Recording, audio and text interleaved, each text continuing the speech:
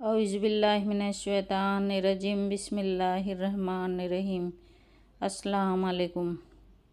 दौरे नबूवत हज़रत मोहम्मद सल्लल्लाहु अलैहि वसल्लम एक जिन मदीने में दाखिल हुआ जो आधा इंसान की शक्ल में और आधा जिन की शक्ल में है, जिसका कद 40 गज लंबा था।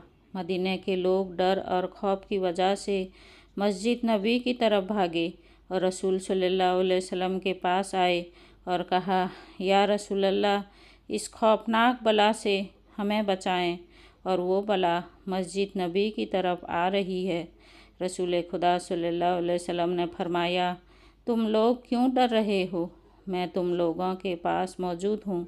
वो जिन जैसे ही मस्जिद नबी के सुहन में आया, रसूल खुदा सल्लल्लाहु अलैहि वसल्लम को सलाम किया और अपनी पेशानी ज़मीन पर रखकर नबी का सजदा ताज़ीम किया और कहा, या रसूल अल्लाह, मैं आपके पास एक आरजू लेकर आया हूँ। या रसूल अल्लाह, मेरी आरजू पूरी करें। रसूल खुदा सल्लल्लाहु अलैहि वसल्लम ने फरमाया, क्या आरजू है? इसने अर्ज की, या रसूल अल्लाह सल्लल्लाहु अलैहि वसल्लम, आप ये देख रहे हैं, मेरे गाल पर खून और पीप और मेरे हाथ खजूर के पत्ते से बंधे हैं। रसूल खुदा सल्लल्लाहु अलैहि वसल्लम ने फरमाया, किसने और कब बांधे?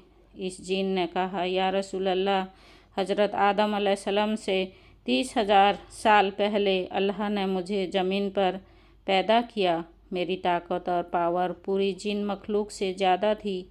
मेरे सामने जो भी आता था, मैं इसे कत्ल कर देता था या माजूर कर देता। एक दिन मेरे सामने एक नौजवान और बहुत ही खूबसूरत था, जो मखलूक जिन से नहीं था। मैंने चाहा इसको कत्ल करूं।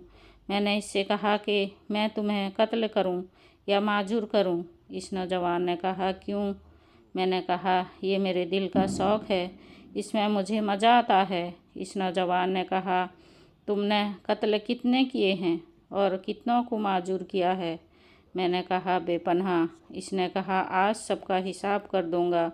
मुझे गुस्सा आया। मैंने इस पर हमला किया, मगर इसने मेरा हमला नाकाम कर दिया। इसने मुझे गाल पर एक थप्पड़ मारा और इसके एक थप्पड़ में बेजान हो गया। फिर खजूर के पत्ते से इसने मेरे हाथ बांध दिए। मेरे अंदर जितनी ताकत थी, इसके एक थप्पड़ से ख़त्म हो गई। मैंने इसकी बहुत मिन्नत की, मुझे आज़ाद कर दो। वो जाते जाते मेरे नज़र से गायब हो गया। मैं अपनी कौम जिन के पास आया। सब ने मेरा इलाज किया। ना मेरा दर्द गया, ना मेरा खून बंद हुआ। मेरी कौम ने मेरे हाथ खोलने की बहुत कोशिश की, मगर मेरे हाथ नहीं खुले। वो सब बेबस हो गए, मुझे मेरे हाल पर छोड़ दिया। मैं भी बेबस होकर बैठ गया। 30,000 साल बाद अल्लाह ने हज़रत आदम अलैहिस्सलाम को खल किया।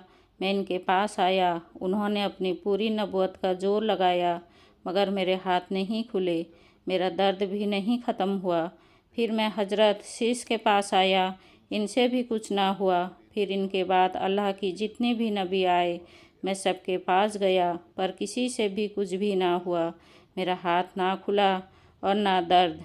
और जब हज़रत इब्राहीम अलैहिस्सलाम आए तो मैं इनके पास आया। उन्होंने भी बहुत कोशिश की, इनसे भी कुछ ना हुआ। फिर इन पर अल्लाह की वही हुई, ए इब्राहीम, इसको छोड़ दो, इसको वही खुलेगा जिसने इसको बांधा है। मैंने हज़रत इब्राहीम अलैहिस्सलाम से कहा कि वो कौन है, वो कब आएगा? तो उन्होंने आपका बताया। तब से मैं आपका इंतज़ार कर रहा हूँ और वो इंतज़ार आज पूरा हुआ।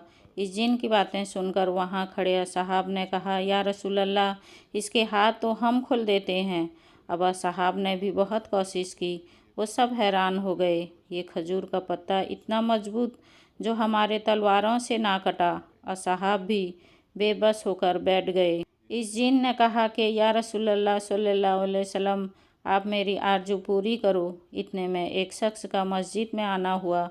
इस शख्स को देखकर वो जिन डर गया और रो कर नबी से कहने लगा, या रसूल अल्लाह, मुझे बचाओ, अपनी पनाह में लो। तो रसूल खुदा सल्लल्लाहु अलैहि वसल्लम ने फरमाया, क्यों डर रहे हो? तो इस जिन ने कहा, या रसूल अल्लाह सल्लल्लाहु अलैहि वसल्लम, ये वही तो है जो वहाँ था, इससे मुझे बचाओ। तो रसूल खुदा सल्लल्लाहु अलैहि वसल्लम ने फरमाया, तुम अपना डर ख़त्म करो। तो आप सल्लल्लाहु अलैहि वसल्लम ने फरमाया, ए मेरे भाई अली, इसको आज़ाद करो, इसकी तकलीफ़ ख़त्म कर दो। तो अमीर कायनात मौला अली रज़ियल्लाहु ताला अन्हु ने सिर्फ़ अपने लबों को हिलाया तो इस जिन के हाथ खुल गए। तो खून और पीप जो इसके गाल से बहता था वो भी बंद हो गया। उस जिन की वही ताकत, वही कुव्वत, जान में जान आ गई। वो जिन फ़ौरन हज़रत अली रज़ियल्लाहु ताला अन्हु के कदमों में गिर गया और कहा कि मुझे अपना ग़ुलाम बनाएं, और इसकी आरज़ू पूरी हो गई। रसूल खुदा सल्लल्लाहु अलैहि वसल्लम ने फरमाया, अब तुम वापस चले जाओ। तो इस जिन ने कहा, या रसूल अल्लाह, मुझे हज़ारों साल बाद हक़ मिला है, तो मैं हक़ को छोड़कर कहाँ जाऊँ।